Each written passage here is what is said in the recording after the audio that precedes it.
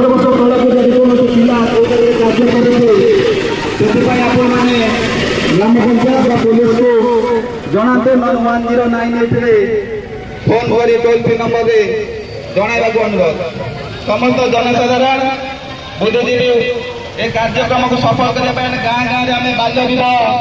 बंद करवा शिशु श्रमिक प्रथा बंद करवा से उद्देश्य पदयात्रा तेणु आम गाँव समस्त अधिवासी बाटर यातायात करवा जेकोसी नागरिक मैंने सहयोग करवा सब जगह प्रचार प्रसार करने सहित बाल्य विवाह शिशु श्रमिक एवं घर हिंसा को बंद करने सहयोग करवा।